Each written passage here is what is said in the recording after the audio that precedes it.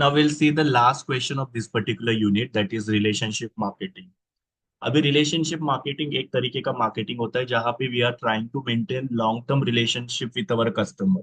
मतलब हम लोग को हमारे कस्टमर के साथ एक लॉन्ग टर्म रिलेशनशिप रखना है, उससे क्या होगा, कस्टमर की लॉयल्टी बढ़ती है। सी अंडरस्टैंड, आप लोग जब कस्टमर के साथ रिलेशन मेंटेन करोगे तो कस्टमर आपके पास बार बार आएंगे, तो आप लोगों को नए कस्टमर बनाने की जरूरत नहीं पड़ेगी। तो यहाँ पे आपका प्रमोशन का खर्चा जो है कम हो जाएगा, क्योंकि देखो बार बार वही कस्टमर्स आपके पास आ रहे हैं, प्लस वही कस्टमर्स आपके बारे में positive word of mouth spread कर रहे हैं और आपके लिए दूसरे कस्टमर्स ला रहे हैं। तो आपको ज्यादा प्रमोशन नहीं करना पड़ेगा, जैसे एडवर्टाइजिंग या ऑफर्स वगैरह, ये सब हम लोग को नहीं करना पड़ेगा। तो वहां पे कंपनी का फंड्स बच रहा है। सो हमेशा कंपनी क्या करती है, कस्टमर के साथ एक लॉन्ग टर्म रिलेशन मेंटेन करती है ताकि कस्टमर हमारे पास रिपीटेडली आए और हमारे बारे में पॉजिटिव वर्ड ऑफ माउथ जो है स्प्रेड कर पाए। अगर हम लोग हमेशा नए कस्टमर्स बनाते रहेंगे तो बार बार एडवर्टीजमेंट्स बनाने पड़ेंगे, ऑफर्स देने पड़ेंगे, जो काफी ज्यादा कॉस्टली होता है। जैसे आपको सिंपल एग्जांपल पता होगा, एक एडवर्टीजमेंट बनाने के लिए करोड़ रुपए खर्च करना पड़ता है। फिर बाद में वो एडवर्टीजमेंट को अलग अलग मीडिया में प्लेस करने के लिए वहां पे और खर्चा लगता है। सो नए कस्टमर्स बनाने के लिए आप लोगों को प्रमोशन करने पड़ेंगे, जो काफी ज्यादा कॉस्टली हो जाता है। उससे अच्छा आप लोग क्या करोगे, जो एग्जिस्टिंग कस्टमर्स है उनके साथ अच्छा रिलेशन मेंटेन करो। वो लोग क्या करेंगे, आपके पास से बार बार प्रोडक्ट को परचेस करेंगे और वो आपके प्रोडक्ट के बारे में दूसरों को भी रिकमेंड करेंगे। तो आपका यहाँ पे ये क्या हो जाता है, विन विन सिचुएशन हो जाता है कि आपके कस्टमर्स भी खुश हो रहे हैं, वो आपके पास से प्रोडक्ट परचेस कर रहे हैं कंटिन्यूअसली, और वो दूसरों को भी आपका प्रोडक्ट परचेस करने के लिए इन्फ्लुएंस कर रहे हैं। सो इसके लिए कस्टमर के साथ रिलेशन बिल्टअप करना काफी जरूरी होता है। इसका एक ही मेन पर्पज है कि कस्टमर की लॉयल्टी बढ़े। सो यहाँ पे हम लोग देखते हैं कि रिलेशनशिप मार्केटिंग के मीनिंग क्या होता है। So relationship marketing is a strategy focused on building and maintaining long-term relationship with customers rather than solely concentrating on the individual transaction। इसका मतलब क्या, हम लोग यहाँ पे कस्टमर के साथ लॉन्ग टर्म रिलेशनशिप मेंटेन करने की कोशिश करते हैं, जो मैंने आपको शुरुआत में बोला। प्लस यहाँ पे हम लोग क्या करते हैं, कस्टमर के साथ सिर्फ एक इंडिविजुअल ट्रांजैक्शन के ऊपर फोकस नहीं करते हैं। मतलब जस्ट एक ट्रांजैक्शन कस्टमर के साथ किया, मतलब कस्टमर एक बार मेरे पास आया, प्रोडक्ट परचेस किया और चला गया, फिर बाद में मैंने वो कस्टमर के साथ कोई भी रिलेशन मेंटेन करने का एफर्ट नहीं किया, वैसा नहीं होना चाहिए। सो लॉन्ग टर्म रिलेशन मतलब क्या, कस्टमर एक बार मेरे पास से प्रोडक्ट परचेस करके गया, मुझे वापस से वो कस्टमर के साथ एक रिलेशन डेवलप करने के लिए कुछ अलग करना पड़ेगा, ताकि कस्टमर मेरे साथ टच में रहे और बार बार वो मेरे पास आए। सो यहाँ पे सिर्फ हम लोग को इंडिविजुअल ट्रांजैक्शन के ऊपर कॉन्सेंट्रेट नहीं करना है, तो लॉन्ग टर्म कस्टमर के साथ हम लोग को रिलेशन डेवलप करना है ताकि कस्टमर कंटिन्यूअसली हमारे साथ ट्रांजैक्शन करते रहे। It aims to foster customer loyalty, increase satisfaction, and enhance lifetime value through personalized interaction and consistent engagement। मतलब इसकी वजह से क्या होगा, कस्टमर की लॉयल्टी बढ़ेगी, कस्टमर सेटिस्फाइड हो जाएंगे और कस्टमर की यहाँ पे लाइफ टाइम वैल्यू जो है वो बढ़ने में हेल्प हो जाएगी। आगे एक एग्जांपल दिया है, A good example of relationship marketing is the loyalty program offered by the Starbucks। Starbucks जो है वो कस्टमर को लॉयल्टी प्रोग्राम ऑफर करता है। लॉयल्टी प्रोग्राम मतलब जितनी बार स्टारबक्स से आप लोग कॉफी या कोई भी बेवरेज परचेस करोगे तो उसके लिए हरदम कस्टमर आपको कुछ पॉइंट्स देते रहेंगे या कुछ रिवॉर्ड देते रहेंगे। सो वही यहाँ पे लिखा हुआ है, through the Starbucks reward program customers earn point for each purchase. मतलब जितनी भी बार कस्टमर कॉफी परचेस करेंगे या जो भी चीजें परचेस करेंगे उतनी बार कस्टमर को कुछ पॉइंट्स मिलते रहेंगे, which can be redeem for free drinks, food और अदर आइटम। अभी ये पॉइंट जमा होने के बाद में एक पर्टिकुलर लेवल पे पहुंचने के बाद में उसको रिडीम किया जा सकता है, और उससे फिर एक फ्री में कॉफी मिल सकती है या कोई ड्रिंक वगैरह मिल सकता है, खाना वगैरह कुछ पेस्ट्री वगैरह कुछ ऐसी चीजें वगैरह वहां पे मिल सकती है, या कोई दूसरा टॉयज वगैरह या ऐसी चीजें या गिफ्ट वगैरह उनको मिल सकता है। सो जो भी लोग स्टारबक्स में कॉफी वगैरह पीते होंगे तो उनको पता होगा कि आप लोगों को यहाँ पे कुछ पॉइंट्स मिलते हैं जिसको रिडीम किया जा सकता है, और उसमें से आप लोगों को कुछ ना कुछ यहाँ पे रिवॉर्ड दिया जाता है। Additionally, Starbucks offer personalized reward such as birthday free buys and special promotion based on the customer preferences and purchase history। और यहाँ पे देखो, सिर्फ वो लोग कस्टमर को यहाँ पे रिपीट परचेस के लिए पॉइंट्स ही नहीं देते हैं, तो यहाँ पे उनके लिए पर्सनलाइज रिवॉर्ड्स भी होते हैं, जैसे कि उनको बर्थडे पे कुछ फ्री गिफ्ट्स वगैरह देने का, या कोई स्पेशल प्रमोशंस वगैरह जो होते हैं वो कस्टमर के प्रेफरेंस के बेसिस पे वगैरह करने का। जैसे पर्टिकुलर कस्टमर है, उसको पर्टिकुलर टेस्ट ऑफ कॉफी जो होता है वो अच्छा लगता है, तो उसके लिए कुछ प्रमोशनल ऑफर निकालना कि आपने ऐसे अगर दो कॉफी ली तो आपको तीसरी कॉफी फ्री मिलेगी करके। तो ऐसे कुछ ना कुछ अलग अलग पर्सनलाइज रिवॉर्ड जो होते हैं वो भी यहाँ पे कस्टमर्स को दिए जाते हैं, जिससे कस्टमर के साथ अच्छा रिलेशन डेवलप हो सकता है। तो स्टारबक्स ये सब चीजें कर रहा है, जहाँ पे वो कस्टमर जब बार बार कॉफी वगैरह परचेस करते हैं या कोई भी चीज परचेस करते हैं तो उनको पॉइंट्स भी देते हैं या रिवॉर्ड वगैरह देते हैं। और दूसरा उनको पर्सनलाइज रिवॉर्ड्स भी दिए जाते हैं, उनके बर्थडे पे उनको कुछ गिफ्ट देना या फिर उनके जो भी प्रेफरेंस है उसके हिसाब से उनको स्पेशल प्रमोशनल ऑफर्स वगैरह देना। अभी यहाँ पे रिलेशनशिप मार्केटिंग का प्रोसेस दिया हुआ है कि किस तरीके से रिलेशनशिप मार्केटिंग जो है वो किया जाता है, या कैसे रिलेशनशिप मार्केटिंग जो होता है उसमें स्टेप्स इन्वॉल्व होते हैं। तो सबसे पहले है कस्टमर सेगमेंटेशन। अभी कस्टमर सेगमेंटेशन क्या होता है? सेगमेंटेशन मतलब डिवाइड करना। यहाँ पे कस्टमर्स को सबसे पहले डिवाइड किया जाता है। अभी डिवाइड करना मतलब क्या होता है? तो एज के हिसाब से, जेंडर के हिसाब से, एरिया के हिसाब से, इनकम के हिसाब से कस्टमर्स को डिवाइड किया जाता है। बिकॉज देखो हमारा जो मार्केट होता है वो हिट्रोजीनियस होता है, मतलब एक पर्टिकुलर मार्केट में अलग अलग टाइप के कस्टमर्स होते हैं। और हर एक कस्टमर को आप लोग यहाँ पे टारगेट करना थोड़ा मुश्किल होता है, मतलब हर एक कस्टमर की रिक्वायरमेंट हम लोग पूरा नहीं कर सकते हैं, या एक ऐसा कोई प्रोडक्ट हम लोग नहीं बना सकते जिससे हर एक कस्टमर हैप्पी हो जाएगा। हर एक कस्टमर की रिक्वायरमेंट अलग होती है। जैसे कि एज की अगर हम लोग बात करते हैं, सो जो यंगस्टर्स होते हैं उनकी रिक्वायरमेंट अलग है, जो थोड़े से मिडिल एज होते हैं उनकी रिक्वायरमेंट अलग है, ओल्ड एज होते हैं उनकी थोड़ी रिक्वायरमेंट अलग होते हैं। जेंडर की अगर हम लोग बात करते हैं तो मेल की रिक्वायरमेंट अलग है, फीमेल की रिक्वायरमेंट अलग है। मतलब क्या, कस्टमर सेगमेंटेशन करना काफी जरूरी है, कस्टमर्स को डिवाइड करना काफी जरूरी है, बिकॉज हर एक कैटेगरी ऑफ कस्टमर की रिक्वायरमेंट अलग अलग है। सो रिलेशनशिप मार्केटिंग में सबसे पहले यहाँ पे कस्टमर सेगमेंटेशन किया जाता है, मतलब कस्टमर्स को अलग अलग कैटेगरीज में डिवाइड किया जा सकता है। जेंडर के हिसाब से डिवाइड किया जा सकता है, इनकम के हिसाब से डिवाइड किया जा सकता है, एरिया के हिसाब से, या फिर उनके एजुकेशनल क्वालिफिकेशन के हिसाब से, और भी बहुत सारी चीजें होती है जिसके हिसाब से कस्टमर्स को सेगमेंट किया जा सकता है। तो यहाँ पे देखो लिखा हुआ है, customer segmentation involve identifying and categorising customer based on the specific criteria such as demographics, purchase behaviour and preferences. मतलब यहाँ पे अलग अलग तरीके से कस्टमर्स को डिवाइड कर सकते हो। मैंने जो आपको बताया डेमोग्राफिक था, एज, जेंडर, इनकम, इसके हिसाब से हम कस्टमर को डिवाइड करते हैं तो डेमोग्राफिक हो जाता है। परचेस बिहेवियर के हिसाब से भी कर सकते हैं डिवाइड, जैसे कि कुछ कस्टमर्स होते हैं वो ज्यादा क्वांटिटी परचेस करते हैं, कुछ कस्टमर जो होते हैं मॉडरेट क्वांटिटी परचेस करते हैं, कुछ कस्टमर बहुत ही कम परचेस करते हैं, या फिर कुछ कस्टमर ऐसे होते हैं जो फ्रिक्वेंटली आते हैं, कुछ कस्टमर्स मॉडरेटली आते हैं, कुछ कस्टमर्स रेयरली आते हैं। तो परचेस बिहेवियर के हिसाब से भी मैंने यहाँ पे कस्टमर को सेगमेंट कर सकता हूँ। और प्रेफरेंसेस के हिसाब से कि कुछ कस्टमर्स को पर्टिकुलर कैटेगरी ऑफ प्रोडक्ट अच्छे लगते हैं, दूसरे कैटेगरी ऑफ कस्टमर्स को दूसरी कैटेगरी के प्रोडक्ट अच्छे लगते हैं। सो अलग अलग तरीके से आप लोग यहाँ पे कस्टमर्स को सेगमेंट कर सकते हो, कैटेगराइज कर सकते हो। क्यों करते हैं हम लोग यहाँ पे डिवाइड कस्टमर्स को? ताकि हर एक कस्टमर की जो रिक्वायरमेंट होती है वो अलग होती है और उसके हिसाब से हम लोग उसको सर्व कर सकते हैं। The objective is to group customers with similar characteristics, enabling more targeted and effective marketing efforts। मतलब यहाँ पे कस्टमर को जब हम लोग ग्रुपिंग करते हैं तो उसकी वजह से क्या हो सकता है, हम लोग को यहाँ पे किस तरीके से कस्टमर को टारगेट करना है वो पता चलता है और हम लोग इफेक्टिव मार्केटिंग कर सकते हैं वहां पे। This can be achieved through data analytics, which helps in breaking down the customers base into the segment that share common needs and behavior। यहाँ पे मैंने क्या किया, कस्टमर्स को डिवाइड किया, फिर उनके डेटा एनालिसिस मैंने किया। डेटा एनालिसिस मतलब जैसे सपोज मैंने कस्टमर को जेंडर के हिसाब से डिवाइड किया तो मैं मेल का डेटा एनालिसिस करूंगा कि मेल की रिक्वायरमेंट्स क्या है, फीमेल्स का मैं डेटा एनालिसिस करूंगा कि फीमेल्स की रिक्वायरमेंट क्या है, वैसा प्रोडक्ट बना के मैं उनको दे सकता हूँ। तो यहाँ पे मैं क्या कर रहा हूँ, कॉमन नीड और बिहेवियर के हिसाब से कस्टमर्स को अलग अलग कर रहा हूँ, जिससे मुझे उनका डेटा एनालिसिस करके उनको क्या ऑफर करना है वो पता चल सकता है। अभी यहाँ पे एग्जांपल दिया है कि कंपनी जो है उन्होंने अपने कस्टमर्स को डिवाइड किया है। सो देखो, a company might segment is customer into categories like frequent buyers, first time shoppers, to tailor the marketing strategies accordingly. मतलब एक कंपनी ने अपने कस्टमर्स को दो हिस्सों में डिवाइड किया है। एक टाइप ऑफ कस्टमर जो फ्रीक्वेंट बायर्स है, दूसरे है फर्स्ट टाइम शॉपर्स है। तो फ्रीक्वेंट बायर्स के लिए कंपनी अलग से कुछ ऑफर्स बनाएगी और फर्स्ट टाइम के लिए अलग से ऑफर बनाएगी। जैसे कि आप लोग किसी भी ऑनलाइन ऐप पे जाते हो तो वहां पे अगर आप देखोगे, फर्स्ट टाइम शॉपर जो होते हैं उन लोगों को एक स्पेशल डिस्काउंट होता है, और जो फ्रीक्वेंट बायर्स होते हैं उनके लिए एक अलग से डिस्काउंट होता है।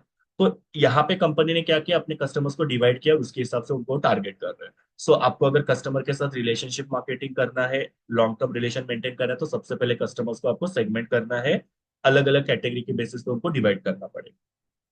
अभी डिवाइड करने के बाद में दूसरा है उनका डेटा कलेक्शन करना। डेटा कलेक्शन करना मतलब क्या, उनको क्या चाहिए वो हम लोग को उनको पूछना है। जैसे कि मैंने कस्टमर को जेंडर के हिसाब से डिवाइड किया, मैंने आपको बोला। सो मुझे डेटा कलेक्ट करना है कि मेल की रिक्वायरमेंट क्या है, फीमेल की रिक्वायरमेंट क्या है। तो वो यहाँ पे करेंगे। तो यहाँ पे देखो लिखा हुआ है, data collection is crucial for understanding customer needs and preferences. आप जब डेटा कलेक्ट करते हो तो आपको पता चलता है कस्टमर की नीड क्या है, प्रेफरेंसेस क्या है, बिकॉज मेल और फीमेल दोनों की नीड और प्रेफरेंसेस सेम नहीं हो सकते हैं। सो आप क्या कर सकते हो, कस्टमर्स को डिवाइड करने के बाद में उनका डेटा कलेक्ट कर सकते हो ताकि उनकी नीड्स और प्रेफरेंसेस आपको पता चले। The objective here is to gather the detailed information about customers, which can be done through various channels like survey, purchase history, social media interactions, and customer feedback form. तो यहाँ पे हम लोग customer का data कैसे collect कर सकते हैं, तो उनका सर्वे कर सकते हैं जहाँ पे हम लोग क्वेश्चनर बना के उनको दे सकते हैं और उनके बारे में हम लोग जान सकते हैं।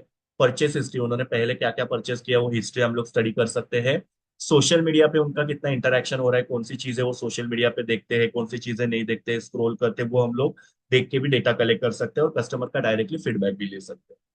By collecting comprehensive data, businesses can gain valuable insights into the consumer behavior, enabling them to create more personalized and effective marketing strategy. अब ये डेटा कलेक्ट करने की वजह से क्या होगा, मार्केटर को पता चलेगा कि कस्टमर की क्या रिक्वायरमेंट्स है, कैसा बिहेवियर है, और उसके हिसाब से उनके लिए वो पर्सनलाइज और इफेक्टिव मार्केटिंग स्ट्रेटेजी बना सकते हैं। मतलब पर्टिकुलर कैटेगरी ऑफ कस्टमर्स की अगर रिक्वायरमेंट, जैसे फीमेल्स है तो फीमेल्स के लिए अगर सपोज परफ्यूम की कंपनी है तो परफ्यूम की कंपनी क्या करेगी, फीमेल से डेटा कलेक्ट करेगी कि उनको क्या चाहिए। तो उनको काफी माइल्ड स्मेल या फ्रेग्रेंस वाला परफ्यूम चाहिए, ऐसा उनको पता चला डेटा कलेक्ट करने के बाद में, तो वैसा वो लोग क्या करेंगे, उनको परफ्यूम जो है ऑफर करेंगे। सो कस्टमर्स को यहाँ पे डिवाइड किया और उनके पास से डेटा कलेक्ट किया जिसकी वजह से कंपनी जैसा कस्टमर को चाहिए वैसा पर्सनलाइज और इफेक्टिव मार्केटिंग स्ट्रेटेजी डिजाइन कर सकती है। देन पर्सनलाइजेशन, अभी पर्सनलाइजेशन के बारे में पहले मैंने आप लोगों को बताया कि जब आप मार्केट को डिवाइड करते हो तो आप लोग क्या करते हो, हर एक कस्टमर को जानने की कोशिश करते हो और उसके हिसाब से उनको आप प्रोडक्ट देते हो, तो that is called as personalisation. तो वही यहाँ पे लिखा हुआ है, personalisation is about tailoring marketing efforts and communication to individual customers और segment based on the data collected. मतलब यहाँ पे हम लोग क्या करते हैं, इंडिविजुअल कस्टमर को क्या चाहिए वो जानने की कोशिश करते हैं, बिकॉज ये जो जमाना है वो पर्सनलाइजेशन का है। आप एक स्टैंडर्ड प्रोडक्ट बना के कस्टमर को नहीं दे सकते। जैसे पहले कैसे होता था, कोलगेट का एक स्टैंडर्ड ट्यूब आता था, वो सब हम लोग कंज्यूम करते थे, पर आजकल कैसे हो चुका है, कस्टमर को कुछ चीजें पर्सनलाइज चाहिए रहती है, मतलब उनके टेस्ट के हिसाब से चाहिए रहती है। तो कंपनी ने क्या करना चाहिए, इंडिविजुअल कस्टमर को क्या चाहिए वो जानने की कोशिश करनी चाहिए। The goal is to make the customer feel valued by offering them customized experience such as personalized email with product recommendation based on their past purchase। मतलब यहाँ पे कंपनी क्या कर सकती है, कंपनी ने कस्टमर का डेटा कलेक्ट किया, अभी वो डेटा का एनालिसिस करके कंपनी क्या करेगी, कस्टमर्स को ईमेल भेजेगी जिसमें वो प्रोडक्ट रिकमेंडेशन उनको करेगी कि हमारे पास ये प्रोडक्ट है जो आपकी रिक्वायरमेंट को पूरा कर सकती है। This approach not only increases the relevance of marketing message, but also enhances customer satisfaction and loyalty by addressing specific customer needs and preferences। मतलब इससे क्या हो जाएगा, कस्टमर सेटिस्फाइड भी हो गए बिकॉज उनको इंडिविजुअली जैसा चाहिए वैसा प्रोडक्ट मिल रहा है, उनकी लॉयल्टी बढ़ेगी यहाँ पे, और कस्टमर के जो भी नीड्स और प्रेफरेंसेस है वो भी पूरे हो जाएंगे। सो देखो अभी तक हमने क्या किया, यहाँ पे कस्टमर को सेगमेंट किया, डिवाइड किया, फिर जितने भी हमने कस्टमर के डिविजन किए हर एक के पास से हमने डेटा कलेक्ट किया, फिर हर एक ईच कस्टमर्स का हमने डेटा कलेक्ट करके उनको क्या चाहिए वो जानने की कोशिश की और वो उनको ऑफर किया। उसके बाद में है एंगेजमेंट। अभी एंगेजमेंट का मतलब क्या होता है, कस्टमर के साथ इंटरेक्ट करना। अभी कस्टमर के साथ अलग अलग तरीके से हम लोग यहाँ पे इंटरेक्ट कर सकते हैं ये जानने के लिए कि कस्टमर्स को क्या चाहिए। सो देखो यहाँ पे engagement focus on building and nurturing ongoing relationship with customer through consistent and meaningful interaction. मतलब हमको कस्टमर के साथ इंटरेक्शन करना है तो उसके लिए हम लोग उनके साथ अलग अलग तरीके से इंटरेक्शन कर सकते हैं। This can be achieved by engaging with the customer across various channel such as email, newsletter, social media, loyalty program and personalised follow. तो ये अलग अलग तरीके से हम लोग कस्टमर के साथ इंटरेक्ट कर सकते हैं, जिसमें ईमेल भेज सकते हैं हम लोग उनको, सोशल मीडिया के थ्रू उनके साथ इंटरेक्ट कर सकते हैं, कुछ लॉयल्टी प्रोग्राम्स हम लोग बना सकते हैं जिससे हम लोग कस्टमर के साथ अटैच हो सकते हैं, और कुछ पर्सनलाइज फॉलोअप्स वगैरह हम लोग कर सकते हैं customers. The objective is to maintain a continuous dialogue with the customers, keeping them informed and connected to the brand, which in turn foster the loyalty and long-term relationships। इसका मतलब क्या है, हम लोग कस्टमर के साथ यहाँ पे क्यों एंगेज होने की कोशिश कर रहे हैं, ताकि हम लोग कंटिन्यूअसली कस्टमर के साथ डायलॉग कर पाए। डायलॉग मतलब क्या, कस्टमर के साथ हम लोग इंटरेक्ट कर पाए और उनके प्रेफरेंसेस के बारे में जान पाए। एक बार कोई भी चीज करके तो यहाँ पे इनफ नहीं होता है, हम लोग के यहाँ पे बार बार कस्टमर के साथ टच में रहना काफी जरूरी है, तो वही यहाँ पे किया जाता है। तो देखो यहाँ पे एंगेजमेंट मतलब कस्टमर के साथ टच में रहना, इंटरेक्ट करना, जिसमें हम लोग अलग अलग तरीके से इंटरेक्ट कर सकते हैं, जैसे मैंने आपको बताया ईमेल, न्यूज़लेटर्स के थ्रू, सोशल मीडिया के थ्रू, लॉयल्टी प्रोग्राम्स के थ्रू, और सम पर्सनलाइज्ड फॉलोअप्स के थ्रू हम लोग उनके साथ एंगेज हो सकते हैं या इंटरेक्ट कर सकते हैं, जिससे क्या होगा, कंटिन्यूअसली हम कस्टमर के साथ डायलॉग कर सकते हैं। फिर हम लोग को फीडबैक लेना है कस्टमर्स का। देखो, कस्टमर के साथ हमने इंटरेक्ट किया, अभी उनके पास से हम लोग को फीडबैक लेना है, ताकि हम लोग हमारे पास जो भी सर्विसेज है उनको हम लोग इंप्रूव कर पाए, या जो भी प्रोडक्ट है उसको इंप्रूव कर पाए। तो वही यहाँ पे लिखा है, feedback and improvements are essential components of relationship marketing process. The objective is to continuously gather customer feedback to gauge satisfaction and identify areas for improvement. Gauge का मतलब क्या, फाइंड आउट करना। तो यहाँ पे हम लोग कस्टमर का फीडबैक लेते हैं और उनका सेटिस्फैक्शन फाइंड आउट करते हैं, और हम लोग को फिर पता चलता है कहाँ पे हमको हमारी सर्विसेज को इम्प्रूव करना है या प्रोडक्ट को इम्प्रूव करना है। This can be done through survey, reviews and direct conversation. अभी फीडबैक कैसे ले सकते हैं, तो सर्वे से ले सकते हैं, या हम लोग उनके रिव्यूज वगैरह ऑनलाइन मंगवा सकते हैं, या उनको बोल सकते हैं रिव्यूज दे दो करके, और हम लोग उनके साथ डायरेक्टली इंटरेक्शन भी कर सकते हैं। By actively listening to the customers and making necessary adjustment, business can refine their products, services, and marketing strategies, ensuring they meet customer expectations and remain competitive। मतलब क्या कि यहाँ पे हम लोग कस्टमर के एक्टिवली उनको सुन रहे हैं, उनको क्या चाहिए वो उसके हिसाब से हम लोग क्या करें, नेसेसरी एडजस्टमेंट कर रहे हैं हमारे बिजनेस में, और उसके हिसाब से हम लोग उनको प्रोडक्ट और सर्विसेज जो है वो ऑफर कर रहे हैं, और इवन हमारे मार्केटिंग स्ट्रेटेजीज में हम लोग उनके हिसाब से चेंजेस कर रहे हैं। तो यहाँ पे फीडबैक लिया जाता है, और जो भी हमारे प्रोडक्ट है, सर्विसेज है, मार्केटिंग स्ट्रेटेजी है, उसमें सुधार करें, इंप्रूवमेंट कर रहे हैं। कस्टमर रिटेंशन, कस्टमर रिटेंशन का मतलब क्या होता है कि हम लोग को यहाँ पे कस्टमर को रिटेन करके रखना है लॉन्ग टर्म के लिए। ऐसा नहीं होना चाहिए कि कस्टमर हमारे हाथ से चले गए करके, हम लोग को यहाँ पे कस्टमर को रिटेन करना चाहिए।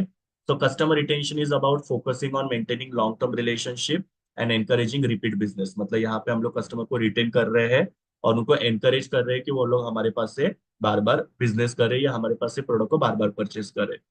The objective is to keep the customer engaged and satisfied through loyalty program, exclusive deals, exceptional customer services।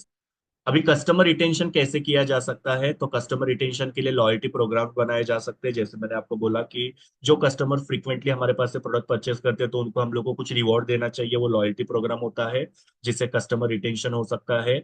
Exclusive deals होने चाहिए कस्टमर्स के लिए, वो डील से भी कस्टमर रिटेन हो जाएंगे। और एक्सेप्शनल कस्टमर सर्विस, एकदम अच्छी कस्टमर सर्विस हमको देनी है, जिससे भी कस्टमर रिटेंशन होगा। और ये कस्टमर रिटेंशन का ऑब्जेक्टिव क्या होता है, कस्टमर्स को एंगेज करके रखना, मतलब कस्टमर के साथ टच में रहना और उनको सेटिस्फाई करना।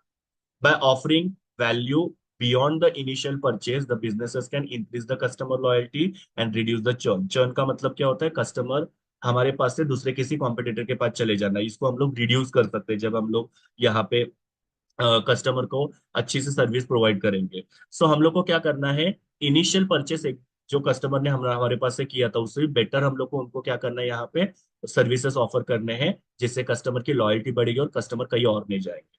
और इसकी वजह से क्या होगा, कस्टमर की लाइफ टाइम वैल्यू जो है बढ़ने में यहाँ पे हेल्प। और फिर यहाँ पे फाइनली हम लोग को परफॉर्मेंस मेजर करना है, हम लोग को देखना है कि कस्टमर के साथ हमारा अच्छा रिलेशन हुआ कि नहीं, और अच्छा रिलेशन होने के बाद में उसका हमारे सेल्स के ऊपर, प्रॉफिट के ऊपर, ग्रोथ के ऊपर कुछ इम्पैक्ट हुआ कि नहीं। क्योंकि अल्टीमेटली हम लोग को ये जो हम लोग कर रहे हैं रिलेशनशिप मार्केटिंग, ये क्यों कर रहे हैं, ताकि हमारा सेल्स बढ़े। तो हमको यहाँ पे हमारा परफॉर्मेंस मेजर करना और फाइंड आउट करना है कि हमारे परफॉर्मेंस के ऊपर ये सब चीजों का कितना प्रभाव हुआ है, whether our performance has improved और नॉट। सो यहाँ पे देखो, performance measurement involve evaluating the effectiveness of relationship marketing efforts and their impact on the customer satisfaction loyalty. यहाँ पे हमको देखना है कि हम लोग ने जो भी रिलेशनशिप मार्केटिंग किया है, उसका कस्टमर सेटिस्फेक्शन और लॉयल्टी के ऊपर कितना परिणाम हुआ है, और उससे हमारा परफॉर्मेंस कितना इंप्रूव हुआ है। The objective is to track key metrics such as customer retention rate, net promoter scores, customer lifetime value to assess the success of relationship marketing initiative. अभी ये जो है कस्टमर रिटेंशन रेट है, net promoter score है, customer life time value है, इसके बारे में मैंने आप लोगों को इसी मॉड्यूल के अंदर ए पार्ट के अंदर ऑलरेडी बताया हुआ है, तो वहां से आप लोगों को पता चलेगा ये सब क्या होता है। सो ये जो हम लोग यहाँ पे कस्टमर रिलेशनशिप कर रहे हैं, तो उससे हम लोग को पता चलना चाहिए कि हमारा कस्टमर रिटेंशन रेट कितना है, कितने कस्टमर को हम लोग रिटेन कर पा रहे हैं, नेट प्रमोटर स्कोर्स कितना है हम लोग का, और कस्टमर का लाइफ टाइम वैल्यू हमारा कितना है करके। By regularly monitoring these metrics, businesses can identify strength and areas for improvement, ensuring their relationship marketing strategies are delivered desired outcome. मतलब यहाँ पे क्या होता है कि रेगुलरली हम लोग क्या करेंगे, ये जो 3 मैट्रिक्स मैंने आप लोगों को बताया इसको मॉनिटर करेंगे, जिससे हम लोग को आइडेंटिफाई करने में हेल्प होगा कि हम लोग की स्ट्रेंथ कहाँ कहाँ पे और कहाँ पे हमको इम्प्रूव करना है, ताकि यहाँ पे हम लोग हमारे रिलेशनशिप मार्केटिंग को और बेटर बना पाए। सो देखो, रिलेशनशिप मार्केटिंग जो है वो करने के लिए हमको सबसे पहले कस्टमर्स को सेगमेंट करना पड़ेगा, डिवाइड करना पड़ेगा। फिर हर एक जो डिवीजन हमने कस्टमर का किया उनका डेटा कलेक्ट करना पड़ेगा कि उनके नीड क्या है, रिक्वायरमेंट क्या है। पर्सनलाइजेशन करना पड़ेगा, मतलब हर एक इंडिविजुअल कस्टमर जो उसके रिक्वायरमेंट के हिसाब से हमको चीजें उनको देनी पड़ेगी। देन एंगेजमेंट, मतलब कस्टमर के साथ हम लोग को कंटिन्यूअसली इंटरेक्ट करते रहना है। फिर इंटरेक्ट करके हम लोग को उन लोग के पास फीडबैक लेना है ताकि हम लोग हमारे प्रोडक्ट और सर्विसेज में इंप्रूवमेंट कर पाए। हम लोग को कस्टमर्स को रिटेन करके रखना है ताकि कस्टमर हमारे चर्न ना हो जाए, दूसरे के पास चले जाए। और लास्ट में हमको देखना है कि हमारा रिलेशनशिप मार्केटिंग जो है उसके थ्रू हम लोग कस्टमर को कितने अच्छी सर्विसेज दे पाए और उसका हमारे परफॉर्मेंस के ऊपर कितना इफेक्ट। अभी यहाँ पे लास्ट पार्ट है, वो है स्ट्रेटेजीज फॉर बिल्डिंग रिलेशनशिप। मतलब रिलेशनशिप मार्केटिंग जो ये लास्ट पार्ट है, लेकिन उसके अंदर ये सेकंड क्वेश्चन है। यहाँ पे आपका चैप्टर खत्म हो जाता है। अब ये कौन सी स्ट्रेटेजीज है रिलेशनशिप बिल्डअप करने की, तो वो हम लोग देखते हैं। मतलब आपको कस्टमर के साथ एक अच्छा रिलेशन बिल्ड करना है। उसके बारे में मैंने आप लोगों को जब ये टॉपिक स्टार्ट किया वहीं पे बताया कि जब आप कस्टमर के साथ अच्छा रिलेशन डेवलप करोगे तो आपको नए कस्टमर बनाना नहीं पड़ेगा। और नए कस्टमर बनाना नहीं पड़ेगा मतलब वहां पे आपका कॉस्ट भी बच रहा है। सो कैसे कंपनी कस्टमर के साथ यहाँ पे रिलेशन बिल्टअप कर सकती है, जिससे प्रेजेंट कस्टमर कंपनी के साथ लॉयल रहेंगे और वो हमारे कंपनी के प्रोडक्ट के बारे में, कंपनी के बारे में दूसरों को बना बताएंगे और हमारे नए नए कस्टमर्स जो है बनने में हेल्प होगा। तो उसके लिए क्या क्या स्ट्रैटेजीज अडॉप्ट की जाती है, तो सबसे पहले है पर्सनलाइजेशन। पर्सनलाइजेशन हमने काफी बार देखा हुआ है कि इंडिविजुअल कस्टमर्स को क्या चाहिए वो हम लोग को यहाँ पे जानना है और वो चीजें उनको ऑफर करनी है। जब आप इंडिविजुअल कस्टमर के रिक्वायरमेंट को पूरा करोगे तो उससे क्या होगा, कस्टमर के साथ रिलेशन मेंटेन करने में हेल्प होगा और कस्टमर की लॉयल्टी बढ़ेगी। देखो क्या लिखा है, personalisation involve customising the interaction and offer based on individual customer data and preferences. मतलब यहाँ पे हम लोग क्या कर रहे हैं, हर एक इंडिविजुअल कस्टमर के रिक्वायरमेंट के हिसाब से हम लोग उन लोगों को क्या कर रहे हैं, प्रोडक्ट्स वगैरह जो ऑफर कर रहे हैं। फॉर एग्जाम्पल यहाँ पे नेटफ्लिक्स का एग्जाम्पल दिया है। Netflix uses customer viewing history, मतलब कस्टमर क्या देखते हैं उसकी हिस्ट्री वो लोग एनालाइज करते हैं to recommend movies and TV shows that align with their taste. अब ये हिस्ट्री जो है इसका वो लोग क्या करते हैं, एनालिसिस करके उसके हिसाब से उनको मूवीज और टीवी शोज जो है वो लोग क्या करते हैं, सजेस्ट करते हैं। जैसे कि पर्टिकुलर टाइप ऑफ कस्टमर है जिनको लव स्टोरीज काफी अच्छी लगती है, या दूसरे कस्टमर्स है जिनको एक्शन मूवीज या टीवी शोज देखने अच्छे लगते, तो उनकी हिस्ट्री को जान के उसके हिसाब से उनको उनके टेस्ट को मैच करने वाली मूवीज और टीवी शो जो उनको रिकमेंड की जाती है। This tailored experience enhances customer satisfaction and encourages long-term engagement as customers feel the platform understand their preferences। मतलब इसके वजह से क्या होता है, कस्टमर सेटिस्फाइड भी होते हैं और कस्टमर के साथ एक लॉन्ग टर्म रिलेशन भी बिल्ट होता है, बिकॉज कस्टमर को ऐसे फील होता है कि मेरी रिक्वायरमेंट को समझा जा रहा है और उसको पूरा किया जा रहा है। सो पर्सनलाइजेशन एक स्ट्रैटेजी है जिससे कस्टमर के साथ लॉन्ग टर्म रिलेशन बिल्ड किया जा सकता है। नाउ दूसरा पॉइंट है यहाँ पे कस्टमर लॉयल्टी प्रोग्राम।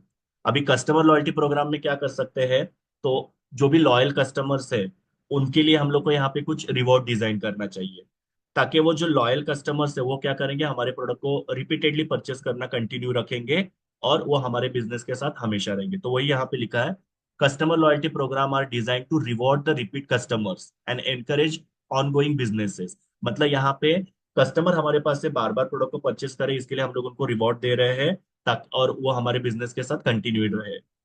यहाँ पे एग्जांपल स्टारबक्स का दिया हुआ है।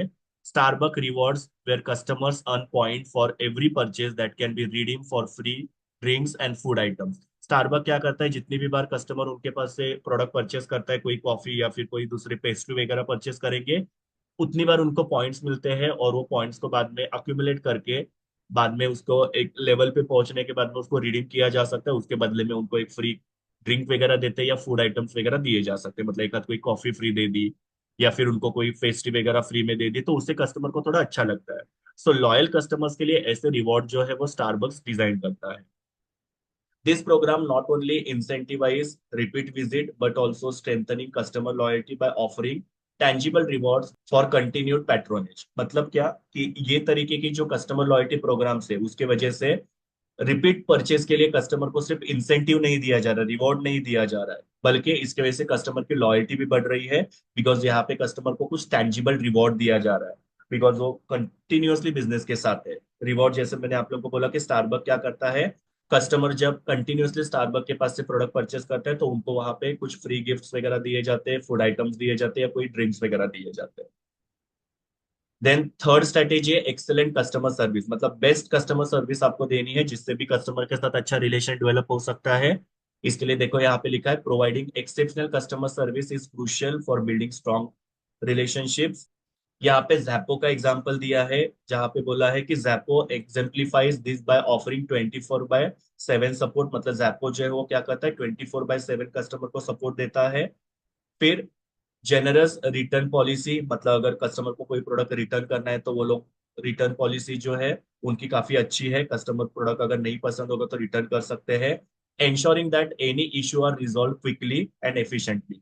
अभी इसकी वजह से क्या हो रहा है कि कस्टमर को अगर कोई भी इशू है तो उसको क्विकली सॉल्व किया जा रहा है, क्योंकि यहाँ पे देखो 24/7 सपोर्ट भी है। और अगर प्रोडक्ट के साथ उनको कोई प्रॉब्लम है तो प्रोडक्ट को वो लोग रिटर्न भी लेते हैं। तो यहाँ पे वो इंश्योर करे कि कस्टमर की जो भी इश्यूज है उसको क्विकली रिजॉल्व किया जाए और एफिशिएंटली रिजॉल्व किए जाए।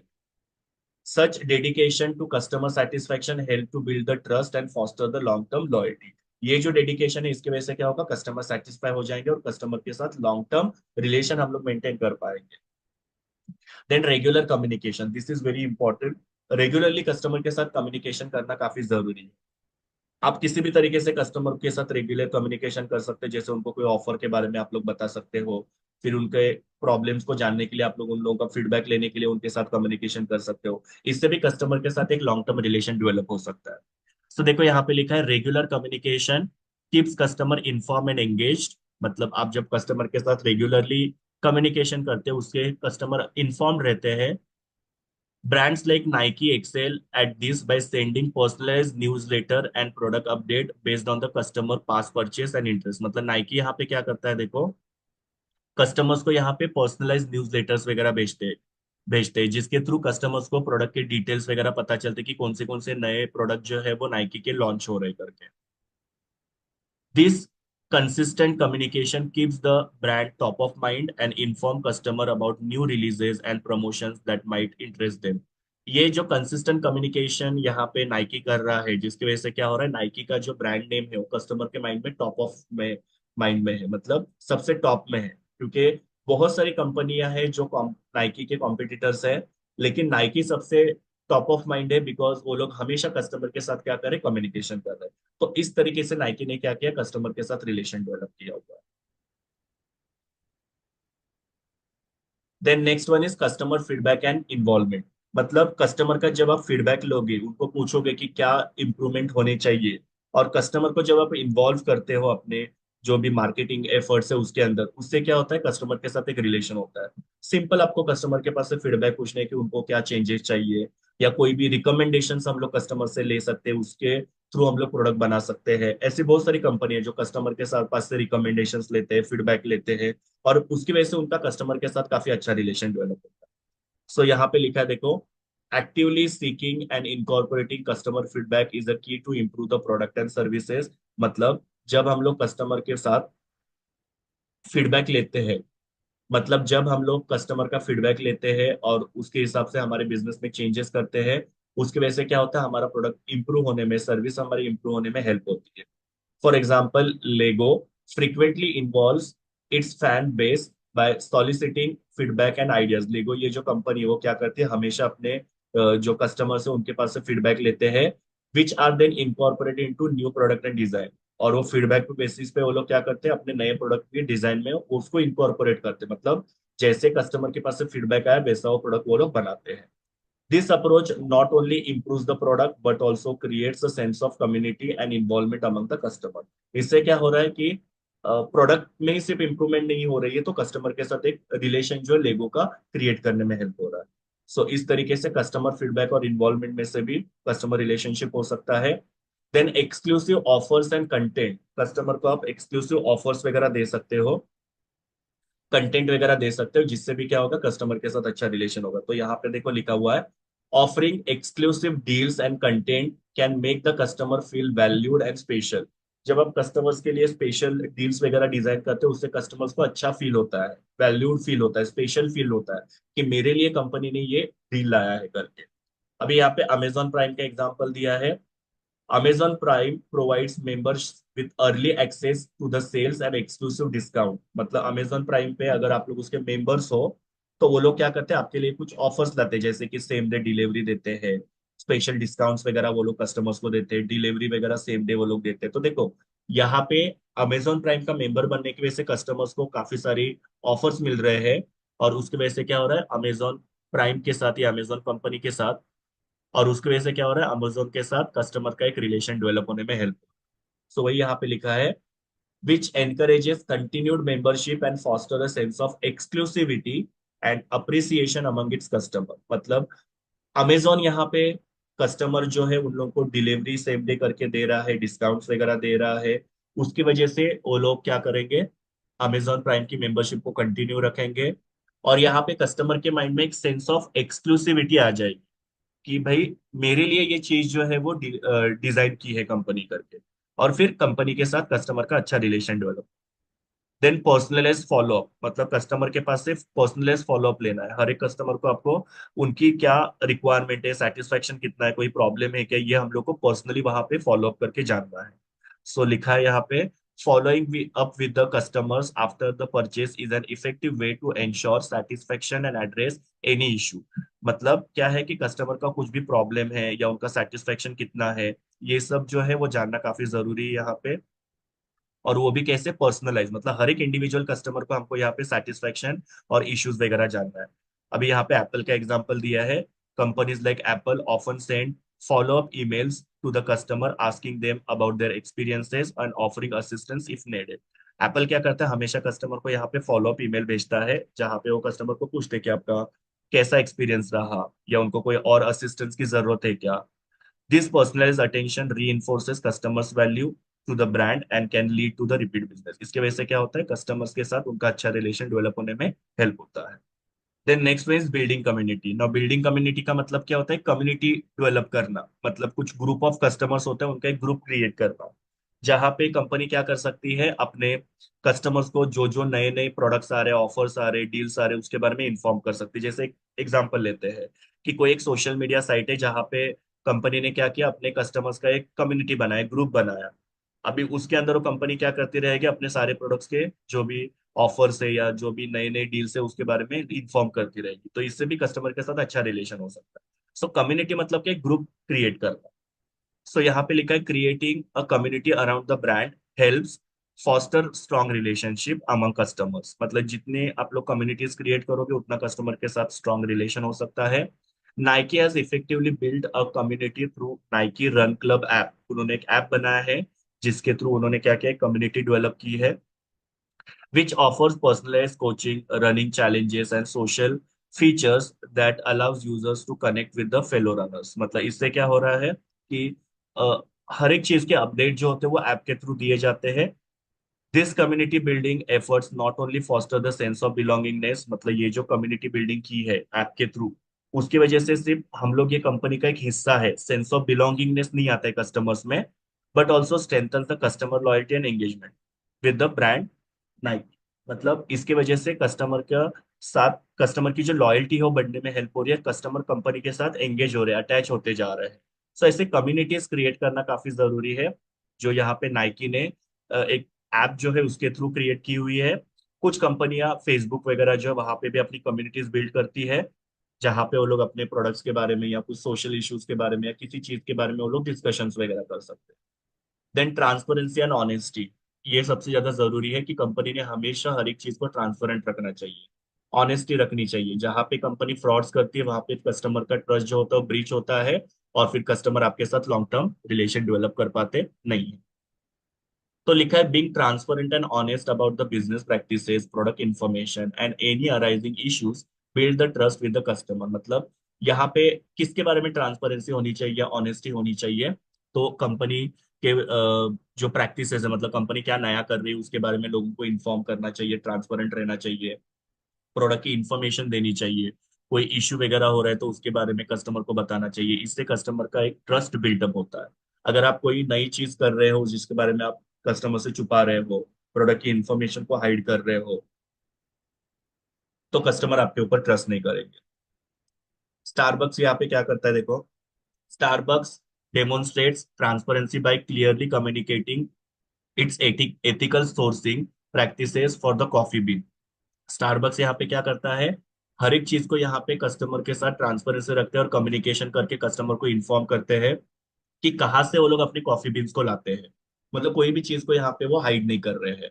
बाय शेयरिंग इंफॉर्मेशन अबाउट इस sustainable farming partnership and the fair trade certification, Starbuck build trust and the strengthen it's relationship with customer who value ethical consumption. मतलब यहाँ पे क्या है, स्टारबक हर एक इन्फॉर्मेशन कस्टमर के साथ शेयर करते हैं कि किस तरीके से उन्होंने फार्मिंग पार्टनरशिप किया हुआ है कॉफी बीन्स के लिए।